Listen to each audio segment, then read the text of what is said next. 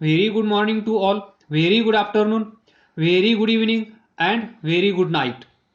In this lecture, we will discuss EMF generated by generators.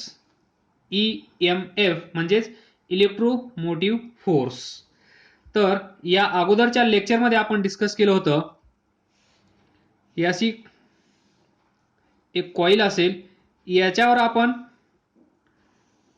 Conductor BC किंवा wire BC या प्रकारे ठेवली आहे. याची लेंथ आहे L. हा जो सिस्टम आहे, हा सिस्टम ठेवला आहे या मॅग्नेटिक फील्डमध्ये. म्हणजे इथे अवेलेबल असणारं मॅग्नेटिक फील्ड कसं आहे, going into the plane. आणि त्याच वेळेस या मॅग्नेटिक फील्डची डायरेक्शन कशी आहे, याला परपेंडिक्युलर. याला म्हणजे कुणाला, या BCला. BC काय आहे, वायर म्हणजेच कंडक्टर. त्यानंतर त्या कंडक्टरची लेंथ आहे L. त्यानंतर आपण या कंडक्टरला या डायरेक्शनमध्ये विथ स्पीड V या डायरेक्शनमध्ये आपण त्याला पळवलं. त्यानंतर तो कंडक्टर इथे असेल, काही वेळानंतर तो इथे असेल, बरोबर. समजा B dash C dash B double dash C double dash speed V. तर पहा, ज्या वेळेस हा कंडक्टर, ज्या वेळेस ही वायर या डायरेक्शनमध्ये जात आहे, त्या वेळेस हा क्लोज लूप पहा, ABCD, क्लोज सर्किट ABCD. याचा एरिया काय होत आहे, एरिया इन्क्रीज होत आहे. म्हणजेच इथे पहा, हे मॅग्नेटिक फील्ड. तर पहा, ज्यावेळेस या कंडक्टरची पोझिशन ही असेल, फर्स्ट, सेकंड, थर्ड, त्यावेळेस पहा, पहिल्या पोझिशनमध्ये पहा 1 2 3 4 5 6, बरोबर. त्यानंतर या सेकंड पोझिशनमध्ये पहा 1 2 3 4 5 6 7 8 9 10, बरोबर. थर्ड पोझिशन पहा 10 11 12. काय होत आहे, जसं जसं हा कंडक्टर या डायरेक्शनमध्ये मूव्ह होत आहे, या डायरेक्शनमध्ये जात आहे, त्या वेळेस हा जो क्लोज लूप आहे ABCD, क्लोज सर्किट किंवा कॉईल किंवा लूप, इथे काय होत आहे, एरिया इन्क्रीज होत आहे. आणि एरिया इन्क्रीज झाल्यामुळे, एरिया कुणाचा, ABCDचा.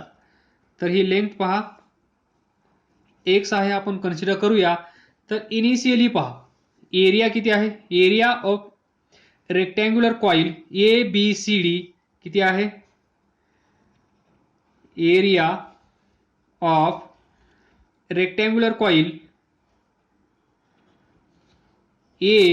ABCD is equal to LX, बरोबर, L इंटू X. पण हा कंडक्टर या साईडवर आणि या साईडवर या डायरेक्शनमध्ये मूव्ह होत आहे, त्यावेळेस एरिया इन्क्रीज होत आहे. ABCD इथे पहा एवढा एरिया असेल, इथे पहा एवढा एरिया असेल. जसं जसं एरिया इन्क्रीज होईल, तसं तसं आपल्याला माहित आहे phi is equal to magnetic flux किती असतात, BA cos theta, where theta is angle between B and A, where B is magnetic field, जे इथे कॉन्स्टंट आहे, कॉन्स्टंट मॅग्नेटिक फील्ड.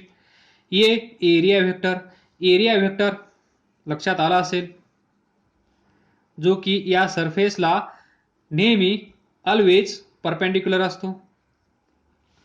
आणि इथे अवेलेबल असणारं मॅग्नेटिक फील्ड हे पण या प्लेनला कसं आहे, perpendicular, going into the plane, म्हणजेच असं. तर हा पेन या पेजला परपेंडिक्युलर आहे, म्हणजेच ही डायरेक्शन या मॅग्नेटिक फील्डची या प्लेनला परपेंडिक्युलर आहे. हा एरिया पहा प्लेनला पॅरलल आहे, म्हणजेच याचा एरिया वेक्टर या प्लेनला परपेंडिक्युलर असणार, म्हणजे दोन्ही पण एकाच डायरेक्शन मध्ये आहेत. तर या दोन लाईन मधला अँगल असतो 0, म्हणून इथे फाय इज इक्वल टू आपल्याला भेटतं बी ए. फ्रॉम दिस एरिया इन्क्रीज झाला तर आपल्याला माहित आहे मॅग्नेटिक फ्लक्स इन्क्रीज होतात. ते आपण इथे मोजून पण दाखवलं आहे. सुरुवातीला 6 मॅग्नेटिक फील्ड लाईन्स या एरियामधून जात होत्या, नंतर 10 मॅग्नेटिक फील्ड लाईन्स जात होत्या, त्यानंतर 12 मॅग्नेटिक फील्ड लाईन्स या एरियामधून पास होत आहेत. म्हणजेच जसा जसा एरिया इन्क्रीज होत आहे तसं तसं मॅग्नेटिक फील्ड लाईन्स पण इन्क्रीज होत आहेत. आणि मॅग्नेटिक फ्लक्स म्हणजे काय, total number of magnetic field lines passing through this area, बरोबर. त्यानंतर हा जो कंडक्टर आहे BC याच्या अक्रॉस EMF तयार होतं हे आपण पाहिलं, EMF E. पण हे EMF जे इथे तयार झालं आहे हे कशामुळे तयार झालं आहे, EMF E due to motion of conductor, म्हणून याला आपण वेगळं नाव दिलं होतं, that is motional EMF. What, motional EMF, not emotional. Motional EMF E is given by or E is equal to इथे अवेलेबल असणारं magnetic field into length of conductor किती आहे, L. त्यानंतर स्पीड ऑफ दिस कंडक्टर किती आहे, V. That is BLV. आणि इथे आपण एक मोस्ट इम्पॉर्टंट डिस्कशन केलं होतं, ते म्हणजे B, L अँड V हे तिघे पण एकमेकांना कशा आहेत, परपेंडिक्युलर. ही गोष्ट लक्षात ठेवा न्यूमेरिकल सॉल्व करण्यासाठी. Magnetic field, length of conductor, speed of conductor हे तिघं पण एकमेकांना कधीही परपेंडिक्युलर असली पाहिजेत, हे लक्षात ठेवायला विसरू नका. तर इथे पहा magnetic field going into the plane, speed या डायरेक्शनमध्ये, कंडक्टरची लेंथ या डायरेक्शनमध्ये, म्हणजेच तिघं एकमेकांना परपेंडिक्युलर आहेत. त्यानंतर आपण पाहिलं दिस मोशनल EMF हे कशामुळे होतं, ट्रान्सलेशनल मोशन ऑफ कंडक्टर. कोणती मोशन आहे, translational motion of conductor.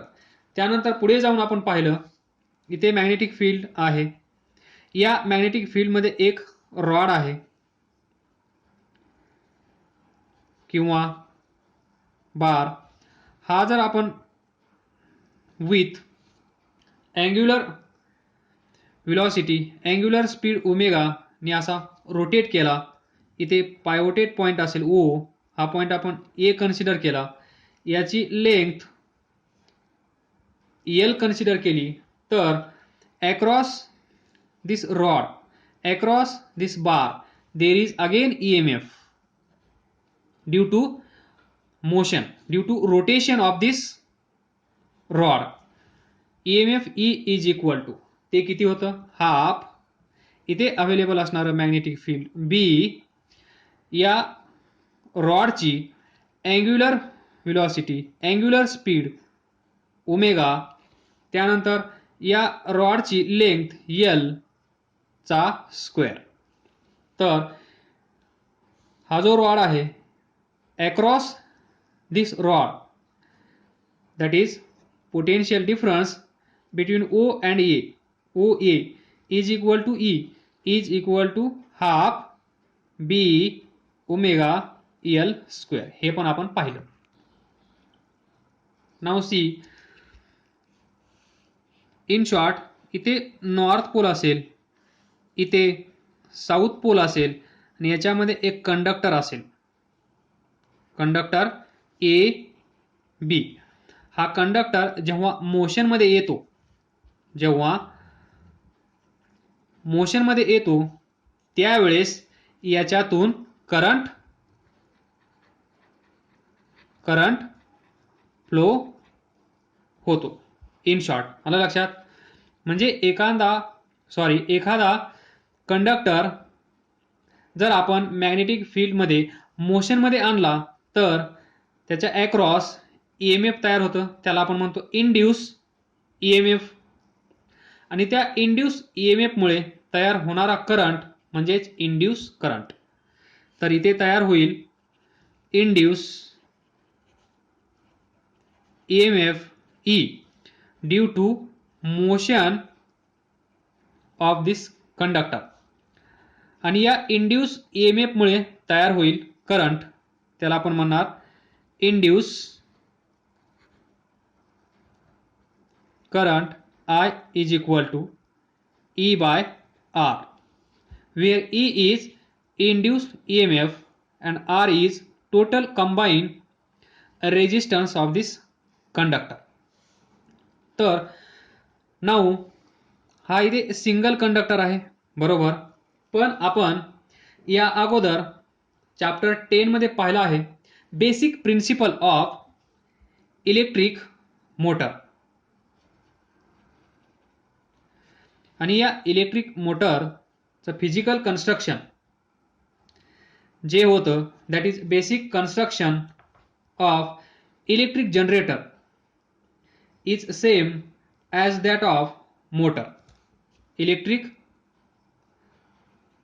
मोटरचं construction आणि जनरेटरचं कन्स्ट्रक्शन कसं आहे? सेम.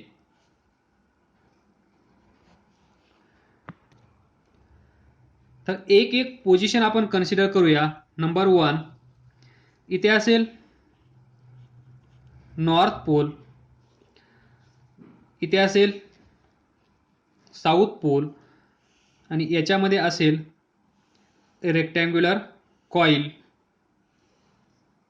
बरोबर. मग इथे नॉर्थ म्हटल्यानंतर इथून मॅग्नेटिक फील्ड लाईन्स निघतील. या मॅग्नेटिक फील्ड लाईन्स साऊथकडे येऊन पोहोचतील, एवढं नॉलेज आपल्याकडे अवेलेबल आहे. तर पहा, ही कॉईल म्हणजे अशी कॉईल असेल, ही कॉईल नॉर्थ आणि साऊथ म्हणजेच या मॅग्नेटिक फील्डमध्ये रोटेट होत असेल, अशी. आलं लक्षात? ही कॉईल अशी रोटेट होईल, बरोबर. या कॉईलकडे पहा, ज्यावेळेस ही कॉईल अशी रोटेट होईल त्यावेळेस एरिया पहा, या पोझिशनमध्ये पहा, एरिया मॅक्सिमम आहे, area facing to this magnetic field lines. पण ज्यावेळेस आपण ही कॉईल अशी ठेवतो म्हणजेच ही पोझिशन या कॉईलची असेल तर पहा, एरिया वेक्टर असा आहे, बरोबर. एरिया वेक्टरचा अर्थ सर्वांना समजत असेल. ही कॉईल, या कॉईलचा एरिया, तर हा असेल एरिया वेक्टर. त्यानंतर मॅग्नेटिक फील्ड लाईन्स कशा आहेत पहा, अशा, आणि एरिया वेक्टर असा आहे. तर या पोझिशनमध्ये पहा, इकडून येणाऱ्या मॅग्नेटिक फील्ड लाईन्स या कॉईलमधून पास होतात का? तर होत नाहीयेत. त्या मॅग्नेटिक फील्ड लाईन्स या कॉईलला टच करून जात आहेत. म्हणजेच पहा, हा हात म्हणजे ही रेक्टँग्युलर कॉईल.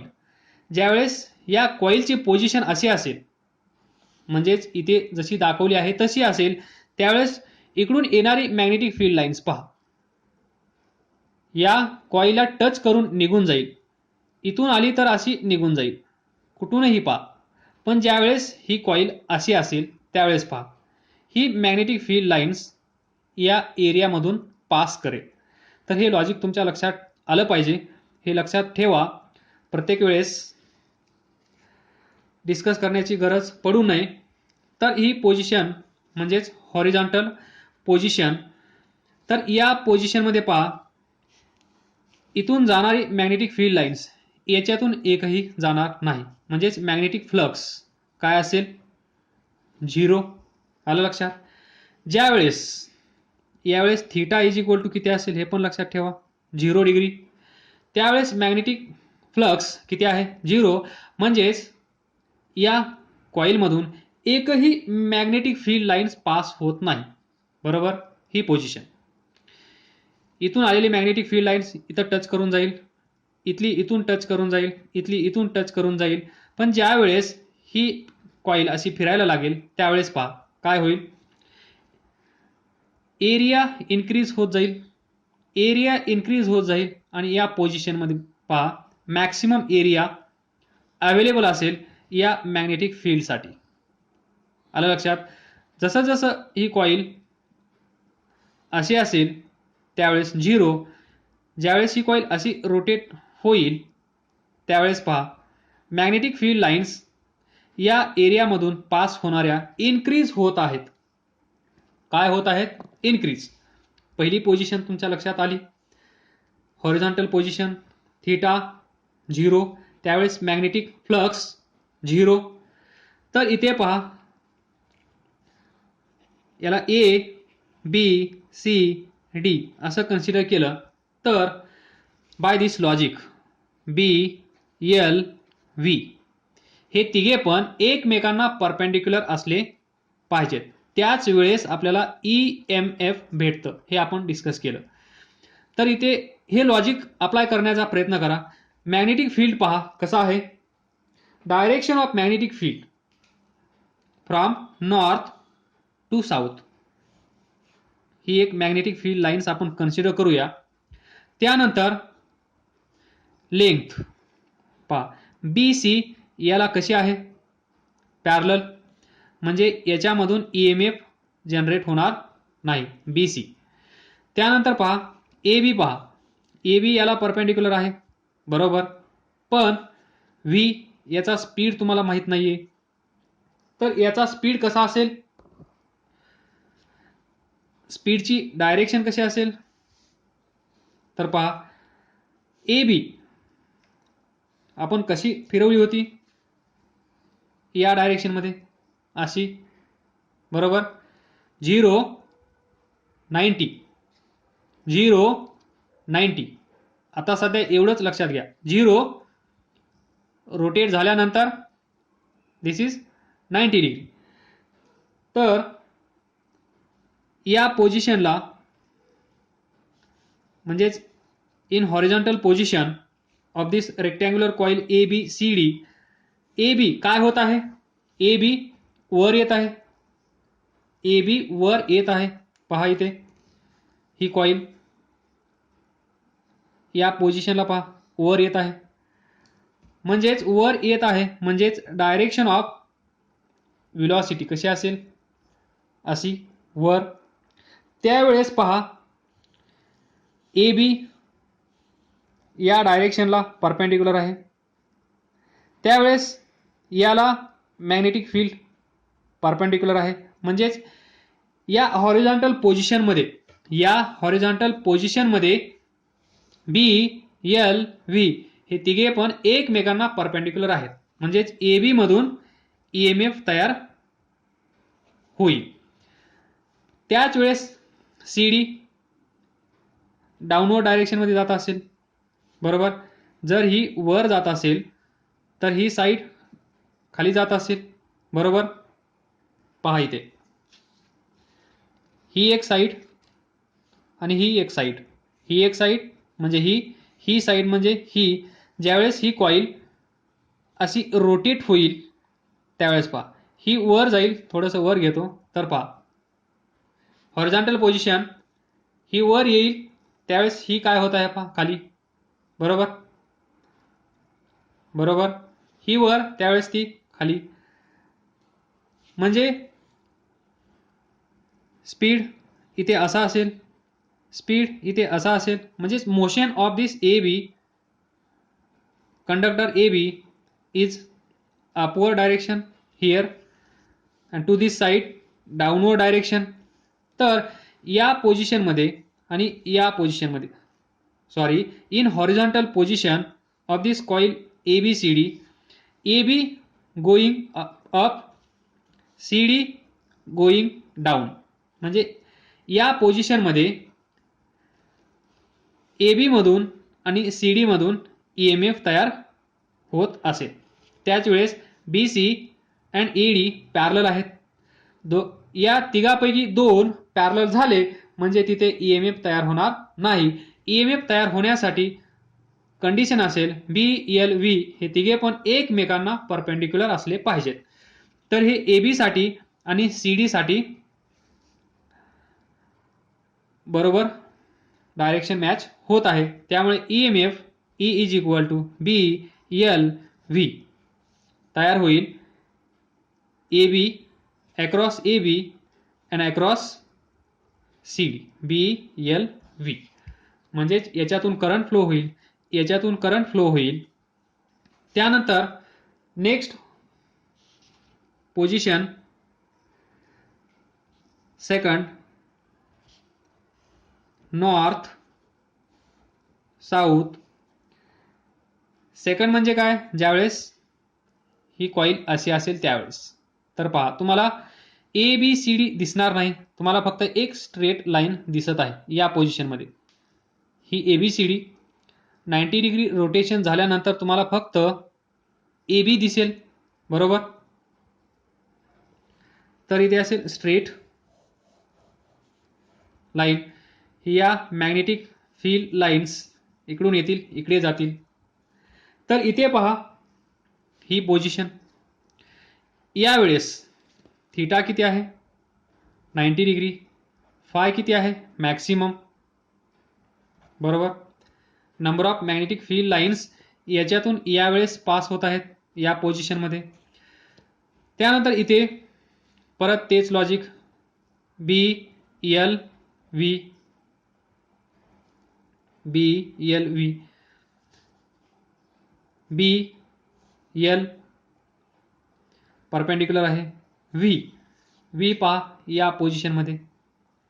इथे पहा ही एक साईड थोडंसं इन्क्लाइन करतो म्हणजे तुम्हाला दिसेल, पण डू नॉट फॉरगेट ही जी कॉईल आहे त्या कॉईलने 90 डिग्री अँगल केलेला आहे विथ हॉरिझॉन्टल. तर ही साईड पहा, या साईडला पहा.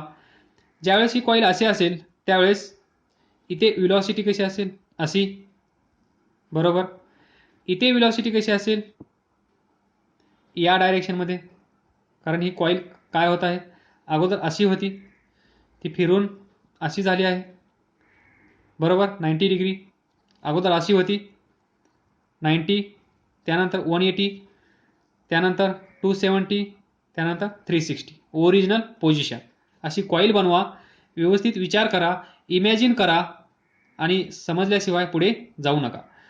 तर ज्यावेळेस ही कॉईल व्हर्टिकल असेल त्यावेळेस पहा B L V, direction of B north to south. Clear झालं. ही डायरेक्शन असेल मॅग्नेटिक फील्ड लाईन्सची. त्यानंतर हा एकच कुठली तरी साईड तुम्ही कन्सिडर करा, एल लेंथ. ही लेंथ या मॅग्नेटिक फील्डला परपेंडिक्युलर आहे. त्यानंतर स्पीड पहा, या पोझिशनमध्ये ही साईड इकडे जाणार आहे, बरोबर. त्यावेळेस ही मॅग्नेटिक फील्डला कशी आहे, पॅरलल आहे. मॅग्नेटिक फील्डची डायरेक्शन अशी आहे. ही कॉईल अशी जात आहे इकडे, अशी. हे पहा ही व्ही पोझिशन पहा, व्ही, कारण ही कॉईल फिरत आहे म्हणजेच रोटेट होत आहे, म्हणजेच सर्क्युलर मोशन याच्यामध्ये येत आहे. याच्यामधला प्रत्येक पार्टिकल सर्क्युलर मोशन करत आहे. मग ती एक पोझिशन तुम्ही कन्सिडर करा. त्या पोझिशनला डायरेक्शन ऑफ व्हेलॉसिटी कशी असेल, याला टँजेन्शियल, ही रेडियस असेल तर इथे टँजेन्शियल. तर ही याला, ही जर अशी फिरत असेल तर याची व्हेलॉसिटी ते कशी असेल, अशी. मॅग्नेटिक फील्ड असा आहे, व्हेलॉसिटी पण अशीच आहे याच्यासाठी पहा. बरोबर. त्यावेळेस लेंथ परपेंडिक्युलर आहे पण बी अँड व्ही पॅरलल आहे, म्हणजेच या पोझिशनमध्ये ईएमएफ तयार होणार नाही. आलं लक्षात. इथे ईएमएफ तयार झाला आहे, इथे ईएमएफ तयार होणार नाही, कारण याच्यामध्ये बी पॅरलल आहे. B and V R parallel to each other, आणि या केसमध्ये ईएमएफ तयार होणार नाही. ही डायग्राम लक्षात ठेवा. ही व्हर्टिकल पोझिशन या कॉइलची. तर इथे पहा, इथे पहा, वरची साईड इकडे जाईल, खालची साईड इकडे येईल, वरची साईड इकडे जाईल, खालची साईड इकडे जाईल, म्हणजेच टँजेन्शियल. ही डायरेक्शन आहे, direction of velocity, direction of motion. त्याच वेळेस इथे असणारं मॅग्नेटिक फील्ड त्याच डायरेक्शनमध्ये आहे, म्हणजे हे दोन एकमेकांना पॅरलल आहेत. जर हे दोन एकमेकांना पॅरलल असतील तर या केसमध्ये ईएमएफ तयार होणार नाही. आलं लक्षात. त्यानंतर थर्ड, इथून पुढे डिस्कस करण्याची गरज नाही. थर्ड म्हणजेच हीच पोझिशन असेल, फक्त ए बी इकडे गेलेली असेल, सी डी इकडे आलेली असेल. तर नॉर्थ साऊथ ही कॉईल इथे असेल डी, इथे असेल सी, इथे असेल बी, इथे असेल A. Just reverse. C D इथे आहे, इथे सी डी इकडे जाईल, ए बी या साईडला आहे, ए बी या साईडला येईल, म्हणजेच थीटा किती असेल 180. इथे पण ही साईड वर जाईल, ही साईड खाली जाईल, म्हणजे व्ही या डायरेक्शनमध्ये, बी या डायरेक्शनमध्ये, लेंथ या डायरेक्शनमध्ये, म्हणजेच बी एल व्ही एकमेकांना परपेंडिक्युलर. तर इथे ईएमएफ तयार होईल बी एल व्ही. बरोबर. त्यानंतर अगेन नॉर्थ साऊथ, परत ही पोझिशन येईल, म्हणजेच थीटा 270 डिग्री. बरोबर. लक्षात येते का पहा. 0 to 90, 90 to 180, 180 to 270. बरोबर. पहा या पोझिशनमध्ये थीटा 270, त्यावेळेस आपल्याला सिंगल लाईन दिसेल, दिस ए बी, आणि इथे जे असेल तेच इथे असेल, म्हणजे इथे पहा हॉरिझॉन्टल म्हणजेच फाय 0, त्यानंतर इथे फाय मॅक्सिमम. हे फक्त total number of magnetic field lines, that is magnetic flux आपण कन्सिडर करत आहोत. Please note, change in magnetic flux आपण असा वर्ड यूज केलेला नाहीये, तो आपण पुढे करणार आहोत.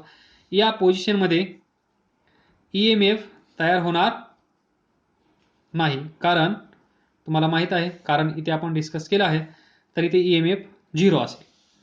तर अशा प्रकारे जनरेटरमध्ये ईएमएफ तयार होत असतो. Now we will decide the direction of induce current in A B and C D. याच्यामध्ये तर होणार नाही, तुम्हाला माहित आहे, कारण तो पॅरलल आहे. तर पहा, to decide or to determine the direction of induced current I, we can use Fleming's right hand rule for the direction of induced current. right hand rule, तर पहा right hand rule इथे पहा 1 2 3 4 5 fingers. Thumb म्हणजे force किंवा motion of this conductor. त्यानंतर हे first index finger म्हणजेच direction of magnetic field, आणि हे third central finger will give us direction of current. पण कसं, हे तिन्ही फिंगर्स एकमेकांना कसे असले पाहिजेत, perpendicular to each other, mutually perpendicular. तर पहा इथे पहा डायरेक्शन ऑफ मोशन कशी आहे, अपवर्ड. तर पहा राईट हँड रूल, हे फिंगर म्हणजे फील्ड, सेंटर म्हणजेच C for current, C for centre, this finger, thumb म्हणजेच मोशन ऑफ दिस कंडक्टर और side of this rectangular coil ABCD, that is AB. तर मी AB ला करून दाखवणार, बाकी सर्व डायरेक्शन तुम्ही डिसाईड करायचे आहेत. तर इथे पहा AB साठी डायरेक्शन ऑफ मोशन कशी आहे, अपवर्ड, त्याच डायरेक्शनमध्ये थंब ठेवला आहे. डायरेक्शन ऑफ मॅग्नेटिक फील्ड कशी आहे, नॉर्थ टू साऊथ, म्हणजेच तुम्हाला हे असं रोटेट करावं लागेल, बरोबर. Thumb is in upward direction, कारण मोशन ऑफ AB वर फोर्स या पोझिशनमध्ये कुठल्या डायरेक्शनमध्ये एक्झर्ट होत आहे, अपवर्ड, कारण AB वर येत आहे इथे, त्यावेळेस CD डाऊनवर्ड आहे, CD डाऊनवर्ड डायरेक्शनमध्ये जात असेल. तर पहा this center finger will give us direction of induce current. आलं लक्षात. तर कोणत्या डायरेक्शनमध्ये आहे, तर या डायरेक्शनमध्ये इथे करंट I फ्लो होत आहे. त्यानंतर CD पहा, CD साठी motion of CD is in downward direction, म्हणजेच आपल्याला काय करावं लागेल, थंब डाऊनवर्ड डायरेक्शनमध्ये असा करावा लागेल. त्यानंतर अगोदर हे पहा दिस फिंगर कोणत्या डायरेक्शनमध्ये आहे, मॅग्नेटिक फील्डच्या. हा थंब अपवर्ड आहे, तो थंब डाऊनवर्ड असला पाहिजे, कारण CD डाऊनवर्ड डायरेक्शनमध्ये जात आहे. तर आपण त्याला 180 डिग्रीमध्ये असं रोटेट करणार. त्यावेळेस पहा दिस सेंटर फिंगर पहा, this is direction of magnetic field, thumb direction of motion of conductor, and this center finger will give us direction of current. कोणत्या डायरेक्शनमध्ये आहे, इमॅजिन झालं, व्हिज्युअलाइज झालं. तर पहा या डायरेक्शनमध्ये करंट इथे फ्लो होत असेल. We will continue in next lecture. Thank you.